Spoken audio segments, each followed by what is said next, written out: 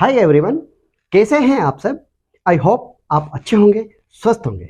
अगर आपने इस चैनल को पहली बार विजिट किया है तो और इस वीडियो के माध्यम से बताई जा रही चिकित्सीय जानकारी यदि आपको नॉलेजेबल और यूजफुल लगे तो मैं आपसे रिक्वेस्ट करूंगा कि आप इस चैनल को सब्सक्राइब करें और इस वीडियो को शेयर करें। इस चैनल के द्वारा अलग अलग प्रकार की बीमारियां और उनके होने के कारण, लक्षण और उपचार को सरल शब्दों में आप तक पहुंचाने के लिए प्रयत्न किया गया है, जो शायद आपकी चिकित्सीय जानकारी मतलब मेडिकल नॉलेज बढ़ाने में मदद करेगा। परंतु ये हमेशा याद रखें कि सेल्फ मेडिकेशन नहीं करें, क्योंकि ये आपके लिए हानिकारक हो सकता है, जानलेवा हो सकता है और प्रत्येक रोग के सिम्टम्स अलग अलग होते हैं जो जांच के बाद ही सही उपचार किया जा सकता है। इस वीडियो के माध्यम से दी गई जानकारी केवल और केवल आपकी जानकारी के लिए है, इसलिए रिपीट कर रहा हूं, सेल्फ मेडिकेशन नहीं करें। तो आइए आज बात करते हैं आज के topic chronic kidney disease CKD पर। किडनी खराब होना या जिसे मेडिकल भाषा में किडनी फेलियर कहते हैं, यह तब होता है जब आपके किडनी ब्लड से वेस्टेज प्रोडक्ट यानी अपशिष्ट उत्पादकों को फिल्टर करना अचानक या धीरे धीरे बंद कर देता है।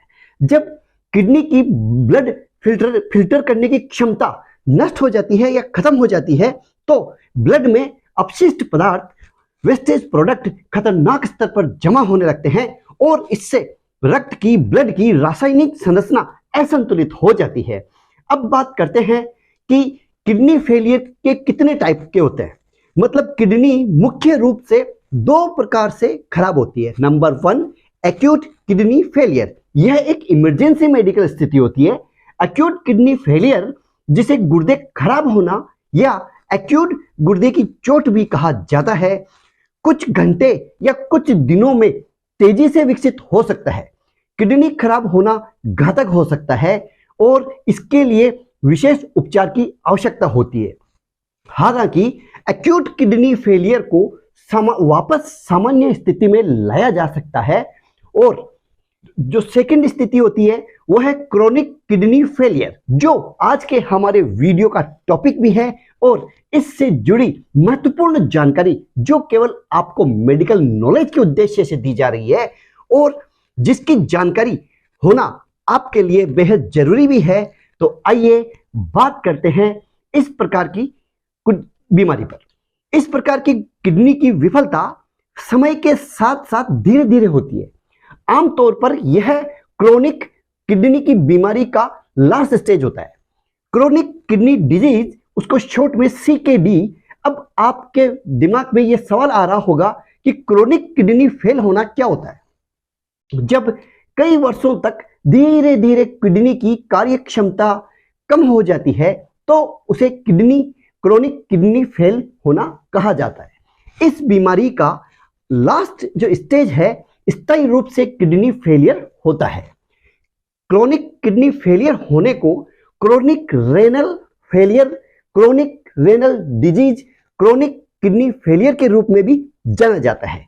जब किडनी की कार्य क्षमता धीमी होने लगती है और स्थिति बिगड़ने लगती है, तब हमारे शरीर में बनने वाले वेस्टेज प्रोडक्ट यानी अपशिष्ट पदार्थों और लिक्विड तरल की मात्रा खतरे के स्तर तक बढ़ जाती है।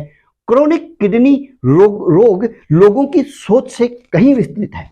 जब तक यह रोग शरीर में अच्छी तरह से फैल नहीं जाता है, तब तक इस रोग या इसके लक्षणों के बारे में कुछ भी पता नहीं चलता है। जब किडनी अपनी क्षमता से 75% कम काम करती है, तब लोग यह महसूस कर पाते हैं कि उन्हें किडनी की बीमारी है। अब बात करते हैं स्टेज की। Stage of chronic kidney disease CKD। Kidney fail होने को 5 स्टेज में डिवाइड किया गया है। जब डॉक्टर किसी व्यक्ति की किडनी की बीमारी का स्टेज पता लगाते हैं, तब वो उसका अच्छी तरह से इलाज कर सकते हैं। इस बीमारी में प्रत्येक स्टेज में अलग अलग एग्जामिनेशन और उपचार की आवश्यकता होती है। नंबर 1, इसमें जो एक टेस्ट किया जाता है वो है glomerular filtration rate GFR kidney की कार्य क्षमता को मापने का सबसे अच्छा उपाय है। GFR एक संख्या है जो किसी व्यक्ति की बीमारी के चरण को समझने के लिए इस्तेमाल किया जाता है। व्यक्ति की आयु, लिंग और उसके सीरम क्रिएटिनाइन जो ब्लड का से लिया जाता है का उपयोग करके एक मैथमेटिकल सूत्र बनाया जाता है जिसके द्वारा GFR की गणना की जाती है। सीरम क्रिएटिनाइन के स्तर को मापने के लिए डॉक्टर ब्लड एग्जामिनेशन का सुझाव देते हैं। क्रिएटिनाइन एक अपशिष्ट पदार्थ है, एक वेस्ट प्रोडक्ट है जो अपनी मांसपेशियां हैं, मसल्स है, उसकी जो कार्यविधि है उससे निकलता है। जब किडनी अच्छी तरह से काम करते हैं तो ब्लड से क्रिएटिनाइन को अच्छी तरह से साफ कर देते हैं, जिसे जैसे ही किडनी की काम करने की शक्ति धीमी हो जाती है वैसे ही ब्लड में क्रिएटिनाइन का स्तर बढ़ता जाता है। CKD और GFR के 5 स्टेज है। स्टेज 1 जो सामान्य GFR लेवल होता है वो है 90 ml पर मिनट। सेकंड जो स्टेज है अल्प CKD जिसे कह सकते हैं, उसका जो GFR लेवल होता है 60 to 89 ml पर मिनट। 3A जो स्टेज होती है मध्यम CKD, उसका होता है 45 से 59 ml प्रति मिनट। और स्टेज B 3B उसमें होता है 30 से 44 ml प्रति मिनट।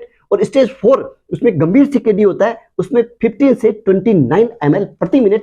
और स्टेज 5 जिसमें जो अंतिम चरण होता है CKD का वो 15 से कम मिनट होता है। एक बार जब आप GFR को समझ लेते हैं तो आप गुर्दे की बीमारी का स्टेज निर्धारित कर सकते हैं। Symptoms of chronic kidney disease CKD chronic kidney विफलता एक्यूट किडनी की विफलता के ठीक विपरीत है। एक धीरे धीरे बढ़ने वाली बीमारी है। यहां तक कि अगर एक किडनी काम करना बंद कर देती है तो दूसरी किडनी सामान्य रूप से कार्य कर सकती है। इसके लक्षण तब तक दिखाई नहीं देते हैं जब तक यह बीमारी अपने स्टेज में नहीं पहुंच जाती है। इस स्टेज में बीमारी से हुई क्षति को ठीक नहीं किया जा सकता है। यह बहुत इंपॉर्टेंट है कि जिन लोगों में किडनी फेल होने की अधिक संभावना हो उन्हें अपने किडनी की रेगुलर इन्वेस्टिगेशन जांच कराती रहनी चाहिए। बीमारी का शुरुआत में ही पता चल जाने पर किडनी में होने वाली गंभीर क्षति को रोका जा सकता है। किडनी फेल होने के सामान्य लक्षणों में जैसे नंबर 1 एनीमिया, खून की कमी। नंबर 2 यूरिन में ब्लड आना। नंबर 3 यूरिन का कलर डार्क होना। नंबर 4 मानसिक सतर्कता मतलब आपकी एक्टिवनेस कम होना। नंबर 5 यूरिन की मात्रा में कमी होना। एडिमा, सूजे हुए पैर, हाथ और टखने। एडिमा के गंभीर होने पर चेहरा में भी सूजन आ सकती है। नंबर 7 थकान। Number 8 high BP। नंबर 9 नींद नहीं आना। नंबर 10 त्वचा में खुजली होना। नंबर 11 भूख कम लगना। नंबर 12 शरीर में वाइब्रेशन होना। नंबर 3 जल्दी जल्दी पेशाब आना, विशेष रूप से रात में। नंबर 13 मांसपेशियों में ऐंठन होना। नंबर 14 मांसपेशियों में झंझनाहट होना। नंबर 15 जी मिचलाना, जी घबराना। नंबर 16 पीठ के मध्य के निचले हिस्से में दर्द होना। नंबर 17 हाँफना, भूख की कमी, शरीर में वजन अचानक बदलाव होना, वजन की कम होना या ज्यादा होना, अचानक सिरदर्द होना। इसमें से कुछ या सभी सिम्टम्स हो सकते हैं जब किडनी अपना काम प्रॉपर नहीं करने लगती है। अब बात करते हैं कि किडनी फेल होने के कारण क्या क्या हो सकते हैं, क्यों और किस वजह से यह खराब होती है। Cause of chronic kidney disease CKD हमारे शरीर में फिल्ट्रेशन की जो जटिल प्रक्रिया होती है उसे किडनी ही पूरा करती है। यह अतिरिक्त अपशिष्ट पदार्थ, वेस्टेज प्रोडक्ट और जो लिक्विड होता है पदार्थों को ब्लड से अलग करके शरीर में को एक्टिव करती है। प्रत्येक किडनी में लगभग 1 मिलियन सूक्ष्म फिल्टरिंग इकाइयां होती है जिन्हें नेफ्रॉन कहा जाता है। कोई भी बीमारी जो नेफ्रॉन को नुकसान पहुंचाती है उसे किडनी की बीमारी हो सकती है। जैसे डायबिटीज और हाई BP दोनों ऐसी बीमारियां हैं जो नेफ्रॉन्स को नुकसान पहुंचाती ही है। ज्यादातर किडनी की बीमारी डायबिटीज और हाई BP की वजह से ही होती है। हाई BP किडनी में पाए जाने वाले ग्लोमेरुलरी जो पार्ट है उनको नुकसान पहुंचाता है जो फिल्टर करते हैं। ग्लोमेरुलरी शरीर में उपस्थित अपशिष्ट पदार्थ वेस्टेज प्रोडक्ट को छानने में मदद करते हैं। इसके अलावा कुछ और भी कारण हो सकते हैं, जैसे यदि यूरिन प्रेशर को रोक दिया जाता है तो वह वेरिकुलेटर रिफ्लेक्स में वापस किडनी में जाकर जमा हो जाता है और रुके हुए यूरिन का प्रवाह किडनी पर दबाव बनाता है और उसकी कार्यक्षमता को कम कर देता है। इसके अलावा पॉलीसिस्टिक किडनी रोग, पाइलोनेफ्रिटिस,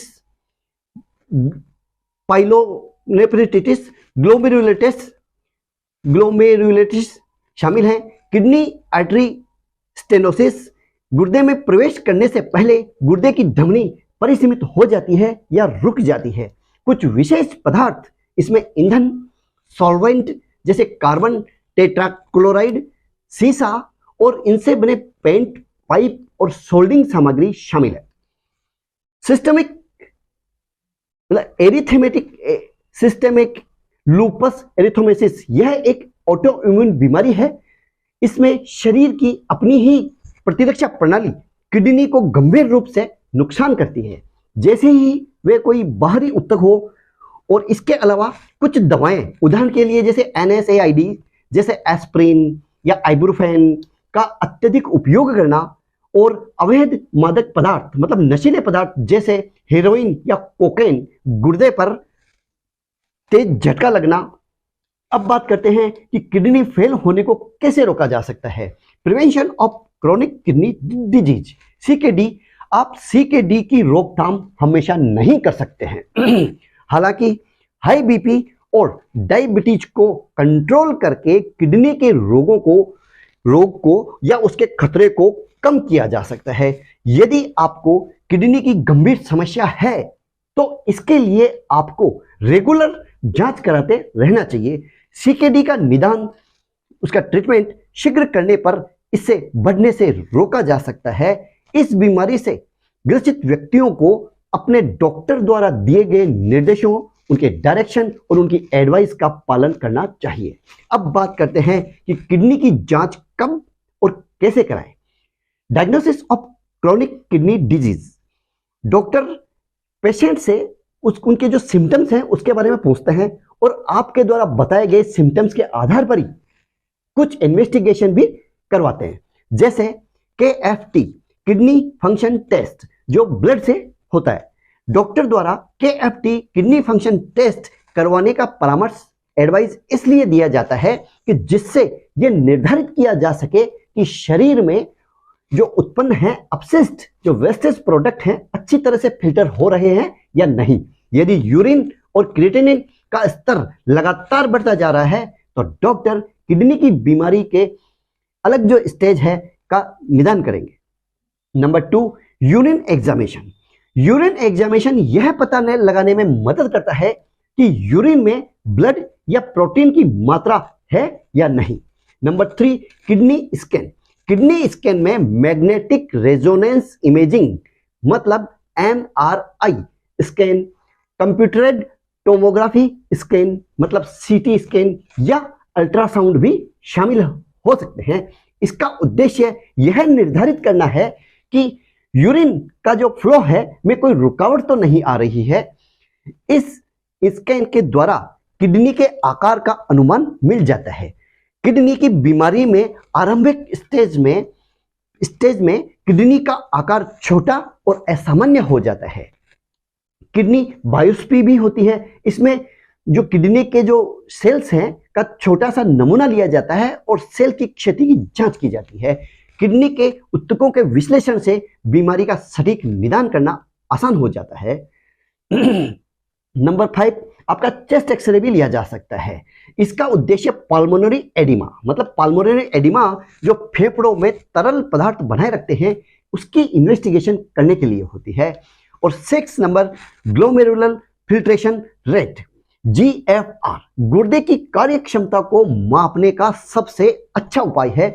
GFR एक संख्या है जो किसी व्यक्ति की किडनी की बीमारी के स्टेज को समझने के लिए इस्तेमाल किया जाता है।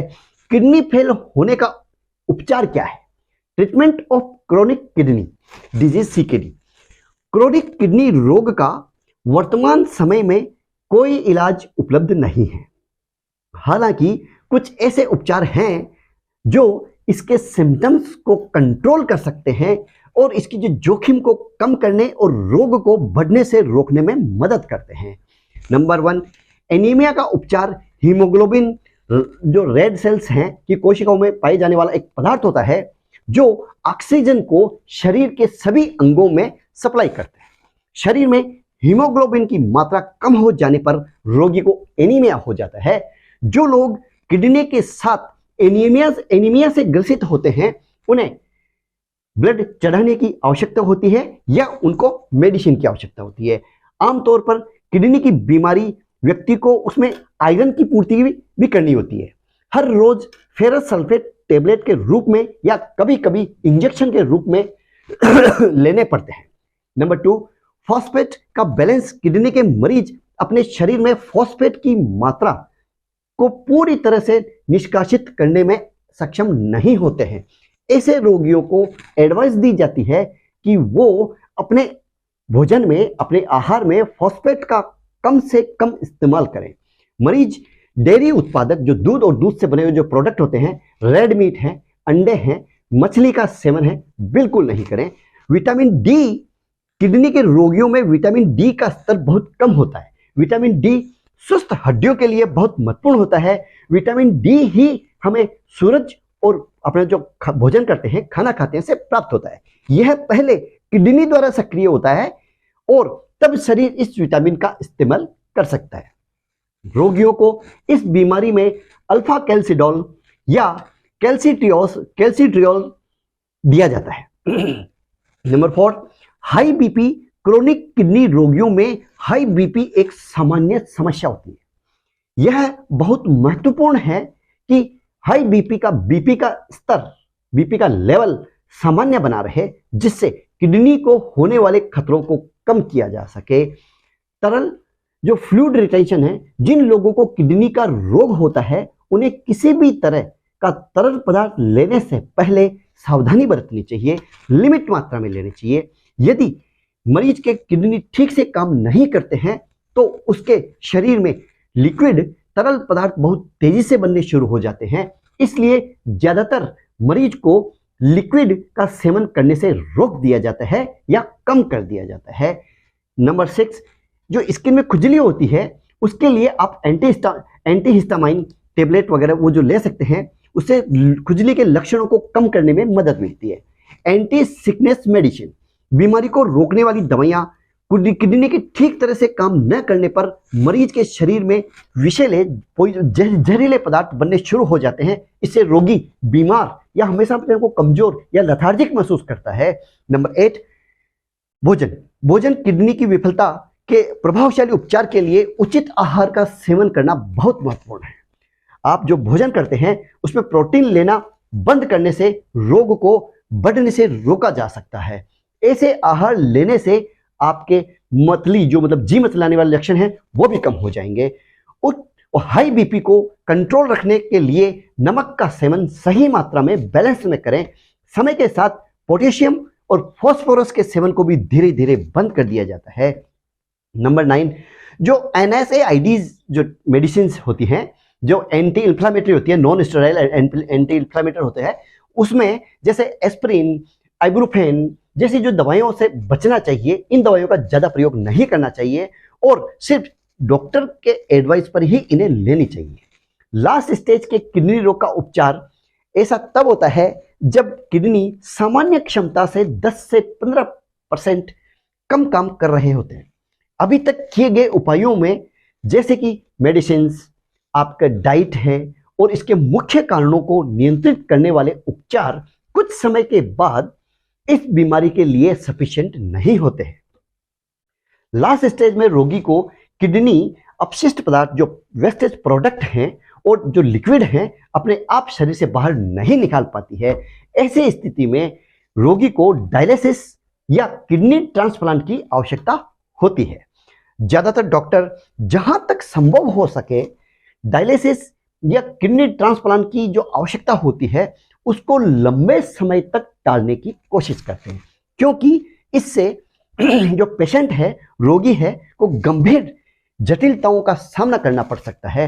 नंबर 1, किडनी डायलिसिस के मुख्य दो प्रकार होते हैं। नंबर एक तो हेमोडायलिसिस। हेमोडायलिसिस इस प्रक्रिया में ब्लड को रोगी के शरीर से बाहर निकाला जाता है और फिर उसे एक कृत्रिम किडनी, जो आर्टिफिशियल किडनी होती है, में डाला जाता है। और ऐसे रोगी को हेमोडायलिसिस की प्रक्रिया को 1 वीक में कम से कम 3 बार जरूर कराना होता है। प्रत्येक प्रक्रिया को करने में कम से कम 3 घंटे लगते हैं। विशेषज्ञ अब मानते हैं कि हेमोडायलिसिस की प्रक्रिया को जल्दी करवाने से रोगियों का जीवन बेहतर और बेहतर गुणवत्ता वाला हो सकता है। घर पर उपयोग की जाने वाली आधुनिक डायलिसिस मशीनें से रोगी हेमोडायलिसिस का अधिक और नियमित उपयोग कर सकते हैं। Number 2, peritoneal dialysis.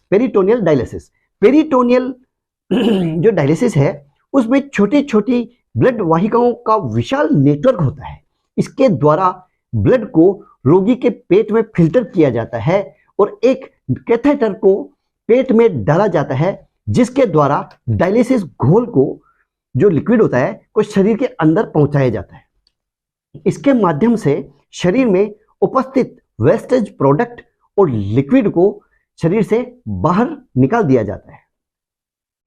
Number 2, kidney transplant की जो विफलता है के अलावा जिन व्यक्तियों को कोई और बीमारी नहीं है, उनके लिए किडनी ट्रांसप्लांट डायलिसिस से अच्छा विकल्प है। फिर भी किडनी ट्रांसप्लांट वाले जो रोगी हैं, पेशेंट हैं, को डायलिसिस से गुजरना पड़ता है जब तक कि उन्हें नई किडनी नहीं मिल जाती है। किडनी देने वाले और लेने वाले दोनों का ब्लड ग्रुप या ब्लड टाइप, सेल प्रोटीन और एंटीबॉडीज समान होनी चाहिए, एक होनी चाहिए, ताकि नए गुर्दे के ट्रांसप्लांट के में कोई जोखिम या कोई टेंशन नहीं हो।